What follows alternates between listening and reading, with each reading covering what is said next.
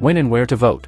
Most states and territories offer flexible voting options to make voting work for you. Here are the options that may be available in your state. Vote in person. Most people who vote on election day must go to a polling place in person. When you arrive at the polling place, you will see poll workers ready to assist you. You will vote by selecting your choices on a paper ballot or using an electronic device. Find your polling place. Polling place opening and closing times vary by jurisdiction. Check with your state or local election office if you have questions about your polling place. Early voting.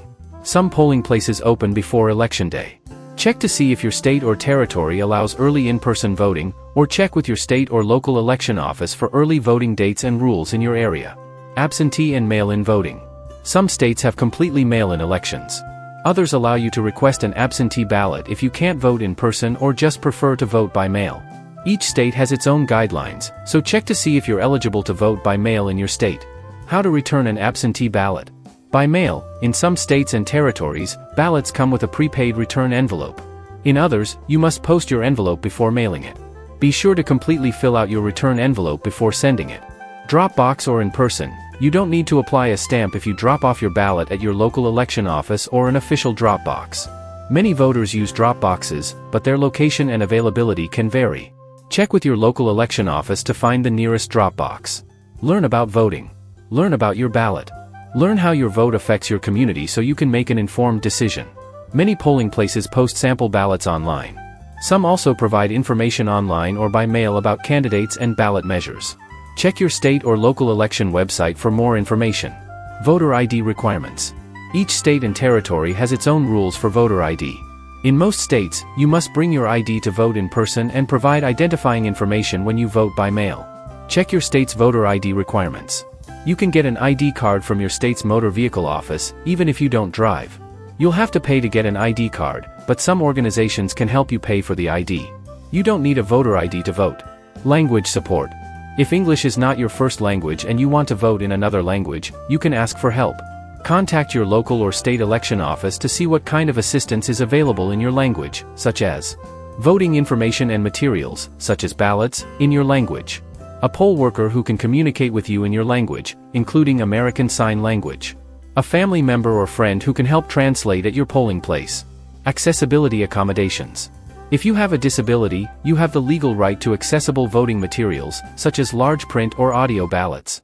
If you vote in person, you also have the right to accessible voting materials and an accessible polling place. If your state's election website or polling place is not accessible, you can request accessibility accommodations. Contact your state or local election office if you have trouble accessing your state's elections website. You don't have the accessibility accommodations you need at your polling place. If you believe you were discriminated against because of a disability while voting, report your experience to the Department of Justice, DOJ. Find more detailed guidance on voting with a disability. Federal laws protect your right to vote. Get informed. How can the candidate with most votes lose?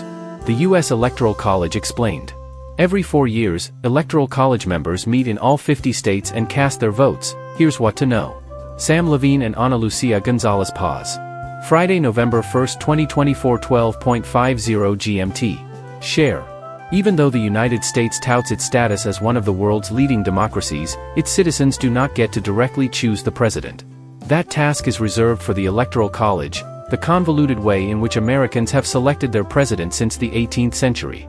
Contrary to its name, the Electoral College is more a process than a body. Every 4 years, in the December following an election, its members, politicians and largely unknown party loyalists, meet in all 50 states on the same day and cast their votes for president. Then they essentially disappear. In recent years there has been growing criticism of the Electoral College, accelerated by the fact that 2 Republican presidents, George W. Bush in 2000 and Donald Trump in 2016, have been elected president while losing the popular vote. But there's no sign that U.S. elections will change anytime soon.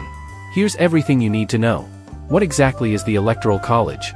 Article 2 of the U.S. Constitution lays out the process by which a president is elected. Each state has a number of electors that's equal to the total number of representatives and senators it has in Congress. Washington, D.C. gets 3 electoral votes. In total, there are 538 electors. A candidate needs the votes of 270 of them, a simple majority, to win.